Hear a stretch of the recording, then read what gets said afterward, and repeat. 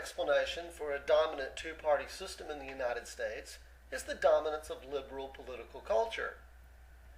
Earlier in this course, we developed at length the argument that American political culture can be described as liberal.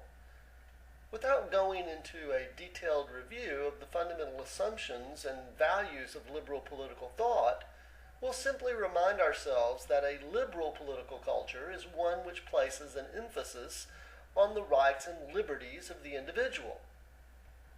Americans have not really taken alternative systems of political thought on either the left or the right, such as socialism or fascism, as credible alternatives.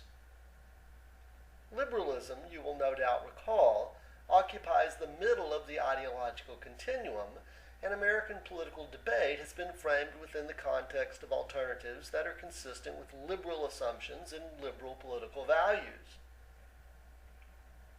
Given the dominance of liberal political culture, there is little need or room within the narrow middle of the ideological continuum for multiple political parties. There is room only for two. So both of the two major political parties in the United States have embraced positions that can be described as liberal. Remember, here we are not using the term liberal as it is commonly used in the popular political debate, as in liberal versus conservative. Both the Democratic Party and the Republican Party are liberal political parties. Both articulate and embrace liberal values, and both reject alternative ideological assumptions and values such as socialism and fascism. This raises an interesting question.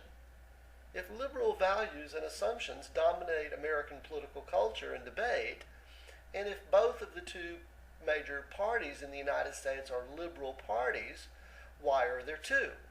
Why not just one? Well, some critics of the two major parties in the United States have argued that the Democratic and Republican parties are effectively the same, that there are no significant differences between the two parties. I believe this assessment to be inaccurate. There are important differences between the two major parties, at least in the context of American politics. But they are closer to each other ideologically than either are to say the Socialist Workers' Party on the left or the Libertarian Party on the right. So why two parties given the dominance of liberal political culture? Well, remember, one of the most important values in liberal political culture is competition, particularly in the political process.